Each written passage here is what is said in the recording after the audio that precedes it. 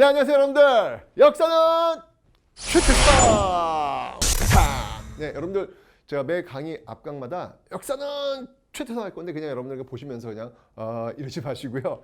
여러분의 이름을 함께 부르는 거예요. 우리 이거 서로 소통하면서 하는 강의거든요. 그래서 역사는 저는 최태성 할 테니까 여러분 이름 부르면서 역사는 누구 이렇게 서로 하면 됩니다. 여러분 인터넷 강의는요 적극적으로 하셔야 돼요. 적극적으로. 아시죠, 여러분들? 그냥 눈만 움직이면 절대 안 돼요. 그럼 무조건 실패야. 같이 움직이면서, 같이 쓰시면서 모든 육감을 다 동원하세요. 오감 플러스 육감까지. 네, 쓰고, 읽고, 말하고 모든 것을 동원해서 여러분들이 인터넷 강의를 집중하셔야 됩니다. 아시죠, 여러분들? 자, 그럼 지금부터 강의를 한번 시작해 보도록 하겠습니다.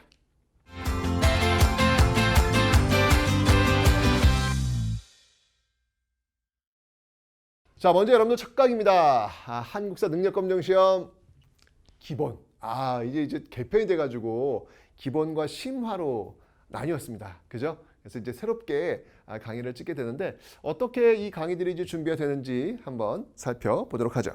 자, 우선 여러분들 첫 번째, 이 한국사 능력검정시험 이 기본의 대상은 누구겠느냐? 대상부터 한번 살펴볼게요. 자, 대상은요. 폭이 초등학생, 그 다음이 중학생, 그 다음이 고등학생. 이 정도의 어떤 그 대상으로 시험을 보지 않을까라는 생각이 듭니다. 기본의 내용은요. 한국인들이라면 알아야 될 기본적 소양. 그렇죠.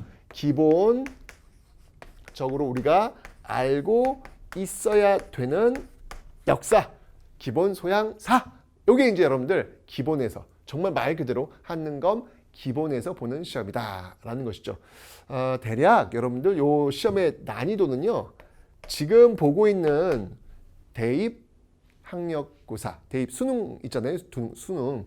그 수능과 수능 한국사와 거의 비슷하다. 조금 더 다양하죠. 문항수가 좀 많으니까. 그래서 비슷하다. 요 정도. 그러니까 여러분들 한국사 능력검정시험 기본 자격증이 있다. 그러면 여러분들 수능에서도 한국사는 분명히 통과할 수 있는 능력이 있다. 이렇게 보시면 되는 거예요. 네. 근데 요즘 뭐 초등학생들이 벌써 기본 쉽게 따더라고요. 이런 친구들은 고3 수능 한국사에서도 쉽게 한국사는 합격하시게 될 겁니다. 네, 그래서 이 정도의 어떤 기본 소양사를 묻고 있다. 한국인이라면 알아야 될 기본적 내용들. 자, 그러면 이제 문항수를 한번 좀 살펴보도록 하겠습니다. 자, 문항수는요. 여러분 잘 아시겠지만 50문항으로 이루어져 있습니다. 그래서 50문항이고요. 좀 특이한 게 있어요. 그게 뭐냐면 선지가 4개예요. 4개. 사지선다형 중에서 택 1. 네, 이렇게 5개의 선지가 아니라 4개의 선지 중에서 하나를 택하는 거니까 훨씬 더 부담이 좀 덜해지겠죠. 네, 그래서 이런 어떤 특징들을 보이고 있는 게 한능검 기본의 특징이다라는 것입니다. 자, 그렇다면 요 합격률이 어떻게 이루어지는지 한번 그 내용을 한번 살펴보면요. 이 50문항 중에서 자 이제 그 합격의 어떤 점수들이 있어요. 그게 이렇게 이루어지고 있습니다. 자, 한번 가볼게요. 자, 먼저 이게 이제 급수가 있어요. 급수가. 자, 갑니다. 먼저 쭈쭈쭈쭈. 자, 4급부터 한번 가볼게요. 4급 시험. 4급 합격. 합격은 지금 100점 만점이 될 거 아니에요. 이게 100점 만점입니다. 100점 만점 중에서 바로 80점. 네. 80점 이상이면 4급 합격이 되는 거예요. 그 다음이 5급. 5급 합격 같은 경우에는 70점 이상. 70점 이상이면 합격. 그 다음에 6급. 6급 같은 경우에는 60점 이상 이면 합격. 이렇게 지금 나오고 있는 겁니다. 네, 그러니까 여러분들 1급, 2급, 3급은 심화예요. 4급, 5급, 6급이 지금 기본이에요. 그래서 100점 만점 중에서 80점 이상은 4급, 70점 이상은 5급, 60점 이상 6급 이렇게 구성이 되고 있다라는 것을 여러분들 기억을 좀 해놓으시면 되겠습니다. 합격률을 한번 좀 살펴볼까요? 합격률을 한번 좀 보도록 하겠습니다. 합격률. 자, 합격률은요.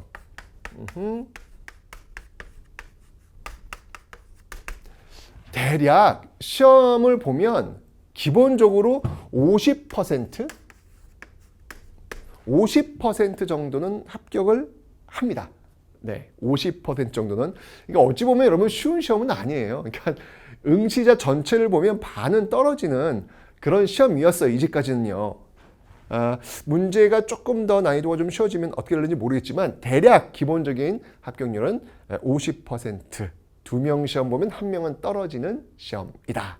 라는 거 보시면 되겠습니다. 자, 이제 이렇게 이제 쭉 구성이 되고 있는데, 제가 좀 이 한능검 기본의 팁을 좀 드린다면, 이 시험은 여러분들 어떤 시험이에요? 자격증을 따는 시험이에요. 그러니까 무슨 말이냐면, 자, 보세요. 요거는 자격증을 따는 시험이기 때문에 일단 실력을 갖춰야 됩니다. 자, 실력을 갖추는 거 기본이죠. 네, 실력을 갖추고 공부를 좀 하셔야 돼요. 저와 함께 이제 하실 거예요. 자, 실력을 갖추셔야 되는데 문제는 뭐냐면 이 기본이지만 그래도 어려운 문제들이 있어요. 분명히 있습니다. 어려운 문제들이 있어요. 이게 어려운 문제, 난이도 상, 난이도 중, 난이도 하, 이 정도로 나뉘어진다면 어려운 문제가 있어요. 자, 그러면 어려운 문제 때문에 불합격할까? 아니에요, 여러분들. 네, 다시 한번 얘기하지만 이 시험은 여러분들 만점을 받기 위한 시험이 아니야. 합격해서 자격증을 따기 위한 시험이에요. 그러니까 여러분 4급 80점 이상이면 다 똑같은 거예요. 다 4급이야. 전부 다. 82점도 4급, 100점도 4급. 다 4급이라는 거예요. 따면 되는 거잖아요. 이거 자격증을 따면 되는 거예요. 그래서 그걸 활용하면 되는 거거든요. 그러니까 이 시험은 만점을 받기 위한 시험이 아니라 자격증을 따기 위한 시험이라는 그 부분을 여러분 유념하셔야 돼요. 자, 그래서 여러분들 기본적으로 저와 함께 공부하시면요 100% 합격하실 수 있어요. 저와 함께 열심히 공부하신다면. 그런데 어려운 문제들이 있단 말이에요. 그 어려운 문제들은 그럼 어떡하냐? 그럼 어려운 문제들까지 제가 가르치느냐? 아니요. 그렇게 하면 여러분들 이 강의는요 무한대로 늘어납니다. 예, 지금 30강을 지금 제가 세팅을 해왔는데 뭐 100강까지도 갈 수 있어요. 여러분 그렇게 된다면요. 그 어려운 문제 몇 문제를 맞추기 위해서 그렇게 에너지를 쏟을 필요는 없다.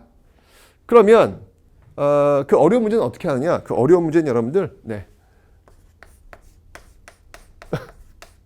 온 우주의 기운을 다 모으는 거예요. 온 우주의 기운을 다 모아서 그 어려운 문제를 맞추시면 돼요. 네, 무슨 말인지 알겠죠, 여러분들? 어쨌건 간에 여러분들 중요한 건 뭐냐면 이렇게 저와 함께 공부한 실력이라면 반드시 합격을 한다는 거예요. 반드시 합격을 한다. 이 우주의 기운과 관련된 문항들은 합격에 영향을 미치지 않는다라고 하는 사실. 이걸 여러분들이 기억하시라는 겁니다. 그래서 여러분들 너무 어려운 문제에 스트레스 받지 마시라라는 거. 저와 함께 공부한 그 내용만 딱 맞추시면 돼요. 그것만 갖고도 만점 받는 분들이 계시더라고요. 그러니까 이 우주의 기운을 제대로 받으신 분들이죠. 네, 그럼 만점도 가능합니다. 아주 여러분 수강후기 보시면 만점대로 쭉 있어요. 네, 그런 분들 정말 어떤 기운을 받으셨는지. 자, 어쨌건 한능검 기본은요, 이런 식으로 이제 구성이 되고 있다라는 거. 자, 그러면 여기에 맞춰가지고 제가 어떻게 이제 강의를 준비할지 그 내용을 한번 보도록 하겠습니다.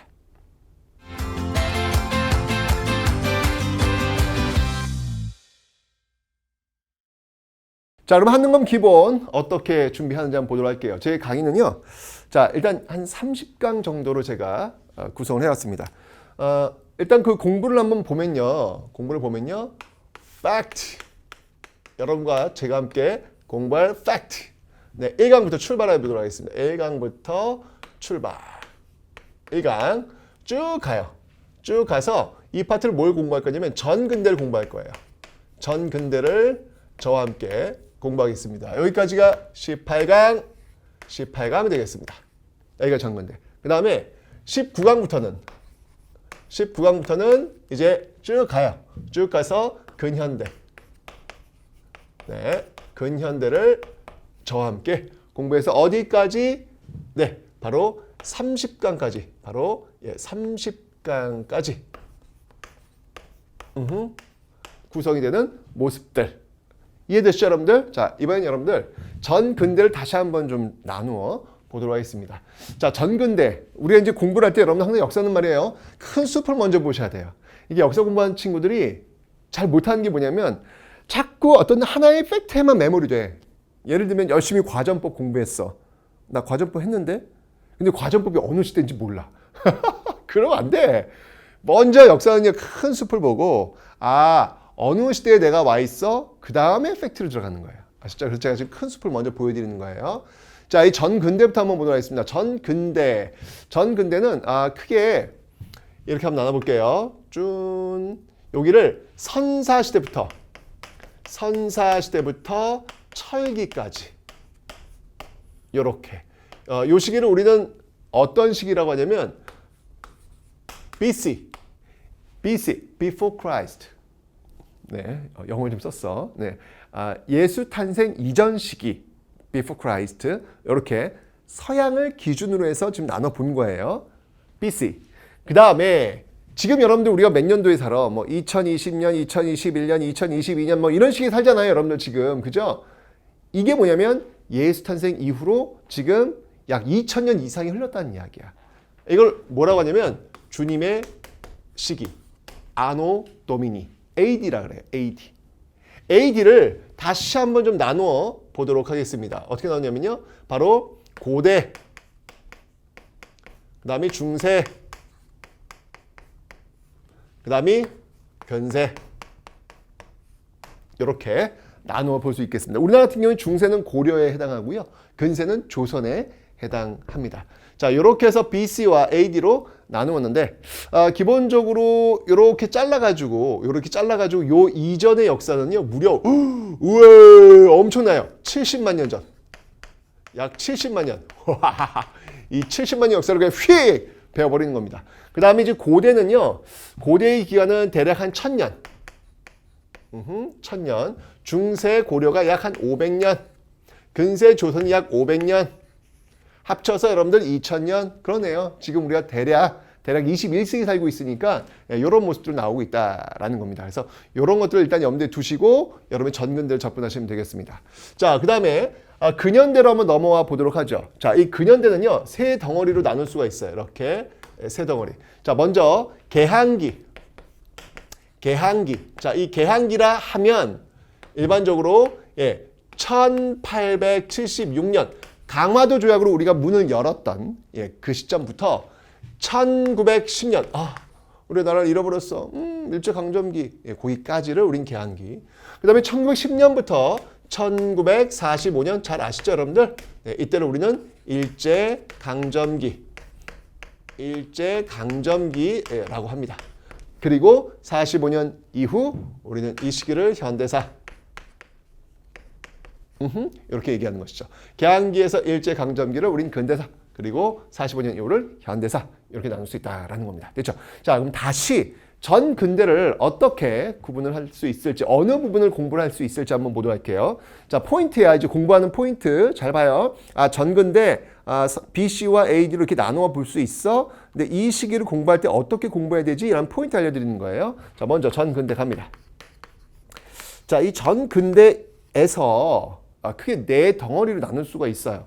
자, 하나, 둘, 그 다음이 셋, 그 다음이 넷. 이렇게 네 덩어리로 나눌 수 있는데 어떤 분야냐면 그러니까 주제별로 먼저 정치, 그 다음이 경제, 그 다음이 사회, 그 다음이 문화. 자, 이렇게 네 덩어리로 나눠서 볼 수가 있습니다. 자, 그러면 어떤 것들이 정치, 경제, 사회, 문화에서 시험 문제 나오냐는 말이에요. 그러니까 여러분 이거 잘 알고 계시면 시험 공부할 때 여기에 초점을 맞추면 되겠구나 라는 거 기억하시겠죠. 자, 그럼 먼저 정치부터 한번 보도록 하겠습니다. 이 정치에서는요, 주로 시험 문제에 많이 나온 게 있다면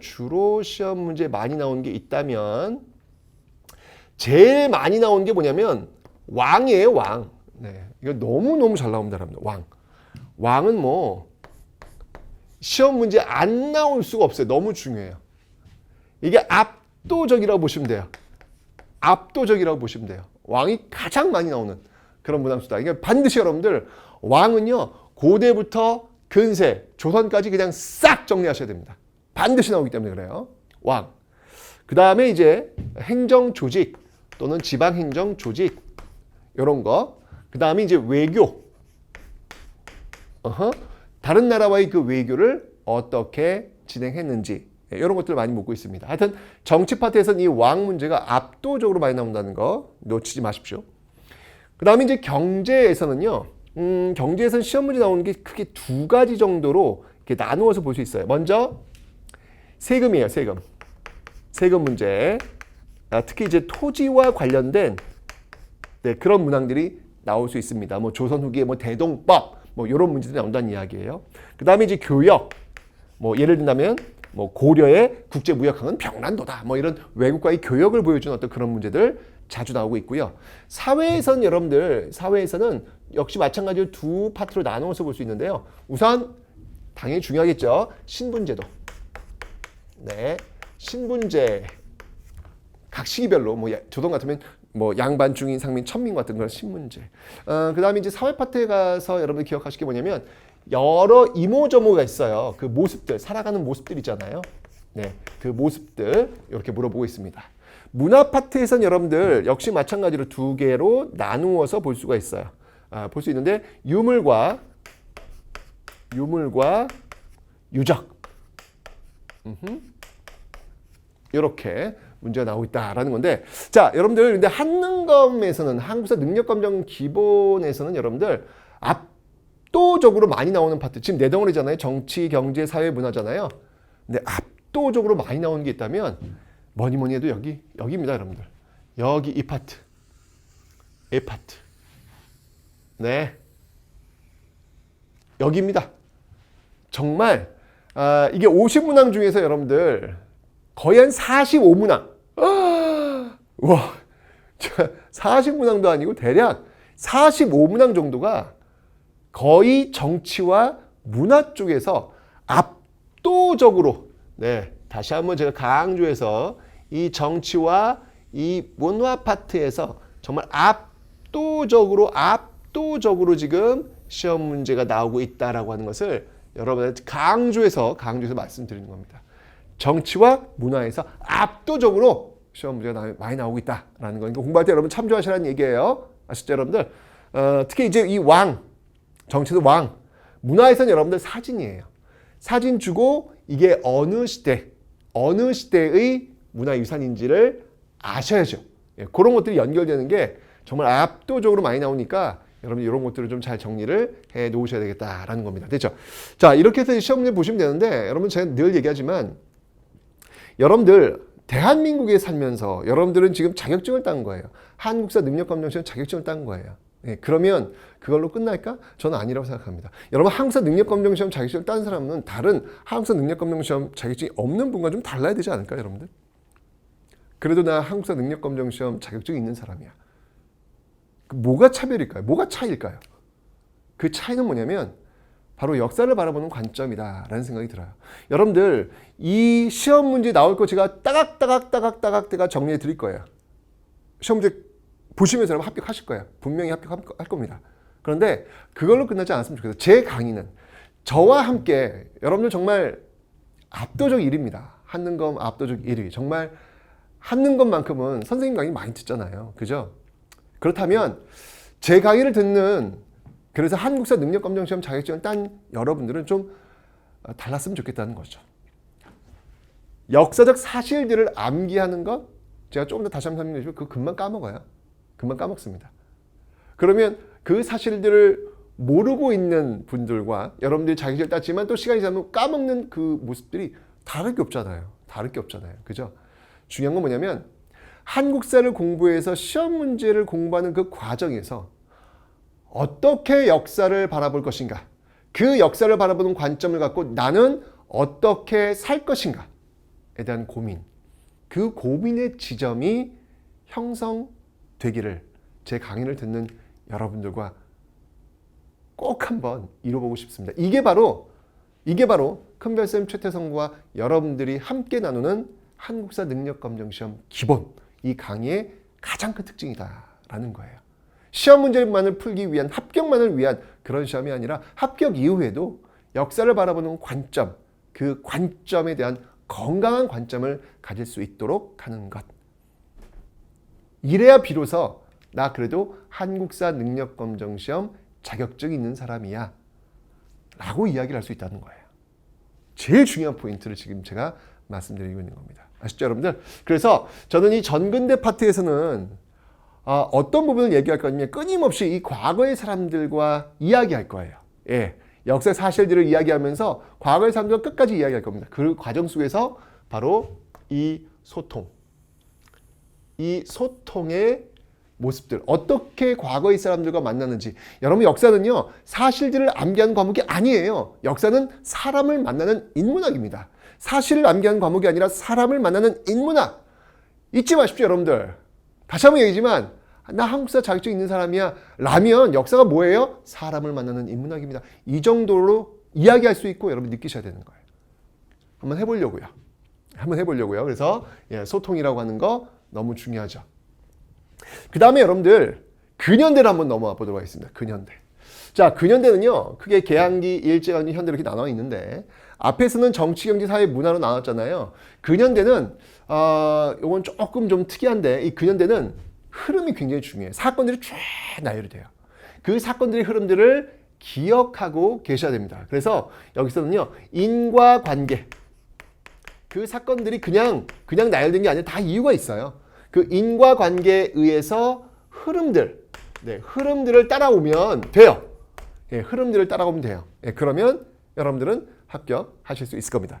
자, 다만 이 시대를 공부하는 데 있어가지고 또 한 번 제가 말씀드리는 거예요. 그저 사실들, 흐름만 공부하는 게 아니라 그 흐름 속에서 사람들의 삶의 모습 속에서 내가 어떻게 살 것인지를 고민하는 지점이 있어야 된다고 그랬잖아요. 잘 보니까 여러분이 계양기는 말이죠. 이 계양기에는 어떤 과제가 있어요. 그 시대의 과제. 그걸 보시게 될 거예요. 이 시대의 과제는 무엇이었냐면 바로 신분제. 신분제로부터의 해방. 이런 과제가 있다는 걸 배우시게 될 겁니다. 근현대에서는 여러 사건, 갑친정변, 동학농민운동, 갑오개혁, 독립협회 이런 모든 것들이 좀 더 자유로운 인간의 어떤 삶, 인간의 어떤 그런 모습들을 만들어내기 위해서 달려가고 있는 모습들이에요. 그런 것들을 여러분 배우실 거예요. 그 다음에 일제강점기는 여러분들 어떤 과제가 있을까? 이 시대의 과제는? 그렇죠. 이 시대의 과제는 바로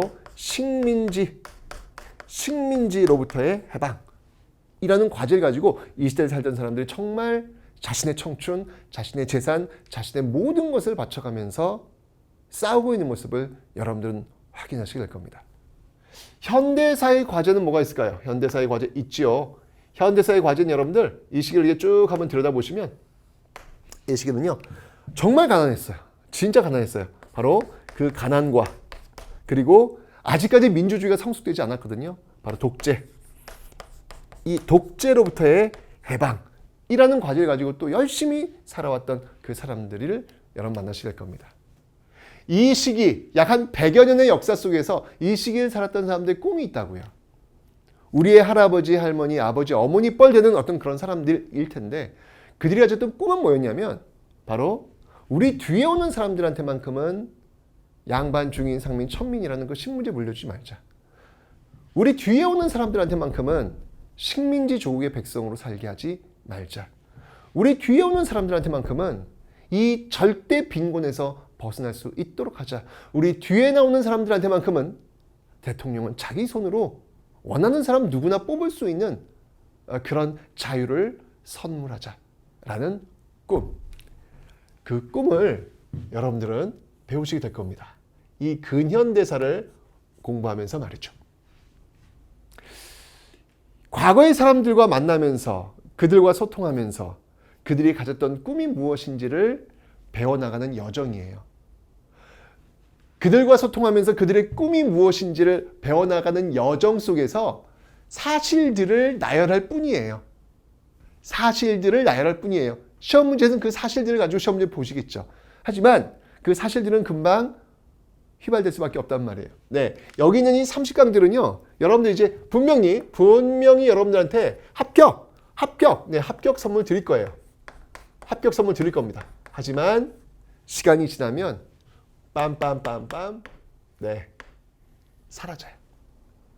이 사실들, 공부했던 사실들은 다 까먹어요. 어쩔 수 없어요. 이거 너무 당연한 거예요. 그런데 옛날 사람들과 만나면서 그들이 가졌던 꿈, 제가 그 사실들을 쭉 나열하는 과정에서 끊임없이 얘기할 거예요. 그들이 왜 그렇게 살았는지, 왜 그런 꿈을 꾸었는지 이야기할 거예요. 근데 여러분들 그거는요, 여러분들 잊지 않을 겁니다. 까먹지 않을 겁니다. 여러분 평생 갈 겁니다. 그게 역사를 제대로 공부한 거예요. 바로 이 소통과 꿈, 이 소통과 꿈이라고 하는 어찌 본다면 시대 정신이라고 볼 수 있어요. 예, 그런 것들을 해결하는 과정 속에서 갖게 되는 것. 여러분들은 이제 맨 마지막 합격하시고 나서 이 강의를 한마디로 이야기해봐라 라고 했을 때 여러분들 바로 이겁니다. 한 번의 젊음 어떻게 살 것인가. 이거. 한 번의 젊음 어떻게 살 것인가에 대한 질문. 이 질문을 던지셔야 돼요. 여러분 스스로에게 여러분 삶에 어떻게 살 것인가 라는 질문을 던지실 수 있어야 된다. 이게 바로 여러분 한능검 기본을 공부한 여러분들의 자세여야 합니다. 단순하게 자격증만 따기 위한 그런 시험이 아니라, 왜냐면 그건 다 까먹는다니까요. 내가 얘기했잖아. 나 그래도 한능검 자격증 가지고 있는 사람이야. 뭔가 차이를 보여주셔야 된다고요. 그 차이는 바로 여러분들 이 질문을 스스로에게 던질 수 있을 때. 여러분, 우리는 한 번밖에 못 살아요. 당연한 것 같지만 여러분들 너무 바쁘다 보니까 우리 이거 까먹어요. 그런데 내가 한 번밖에 살 수 없다는 이 사실을 아는 사람과 이걸 인지하지 못하는 사람의 결과는 너무 다릅니다. 이 30강의 강의를 통해서 여러분 스스로에게 물어볼 수 있는 어떻게 살 것인가. 이 질문 꼭 한번 가져보시기 바랍니다. 이거는요, 여러분들, 이거는요, 이 공부라는 과정 속에서 여러분들이 평생 잊지 않고 간직하게 될 내용들이다라는 거예요. 즉, 여러분은 이 강의를 통해서 합격증을 가지게 될 겁니다. 그리고 여러분들은 시간이 지나도 잊지 않고 내가 어떻게 살 것인지 고민하는 그런 모습들을 가지시게 될 거예요. 네. 그래서 여러분들 합격하시면 꼭 선생님이 사실은 여기에서 담지 못했던 어떻게 살 것인가와 관련된 책을 한 권 냈어요. 네, 그 책이 뭐냐면 역사의 쓸모 라는 책입니다. 합격하시면 꼭 한번 여러분들 합격 기념으로 역사의 쓸모 이 책을 한번 꼭 읽어봐 주시기 바랍니다. 왜? 제가 이야기했잖아요. 나 한능검 이 기본 합격한 사람이야 라고 했을 때 이 책을 여러분들 마무리로 딱 버무려 주시면 이 팩트들과 아주 잘 조화롭게 여러분들이 나 진짜 역사 공부 잘했네 라고 하는 인식을 반드시 가지시게 될 겁니다. 저는 정말 여러분 꿈이 있어요. 단순히 여러분들한테 자격증만을 따기 위한 그런 강의 따게 해드릴게요. 여러분들 뭐 이미 수강하고 계세요. 여러분들 뭐 합격자들 너무 많습니다. 여러분 딱 해드릴게요. 그건 염려하지 마세요. 거기에 그치는 게 아니라 진짜 우리 사회의 그 건강한 시민, 저와 함께 어우러 살 수 있는 그런 건강한 시민들이 좀 많아질 수 있는 그런 작은 자극, 이런 작은 자극을 우리 함께 꿈꾸는 것. 제가 꿈꾸는 또 꿈이기도 합니다. 그래서 저는 이 강의를 찍는 겁니다. 아시죠, 여러분들? 자, 그래서 여러분들 제가 오늘 첫 강 주제 나는 왜 도전하는가? 나는 왜 한국사 능력검정시험 이 기본에 도전하는가에 대한 이야기를 풀어봤습니다. 결론은 한 번의 젊음 어떻게 살 것인가? 라는 그 질문을 스스로에게 의미 있게 하기 위해서다. 라는 겁니다. 여러분들 준비되셨죠? 우리 이 마음가짐으로 자, 지금부터 한국사 능력검정시험 기본 시작해 보도록 하겠습니다.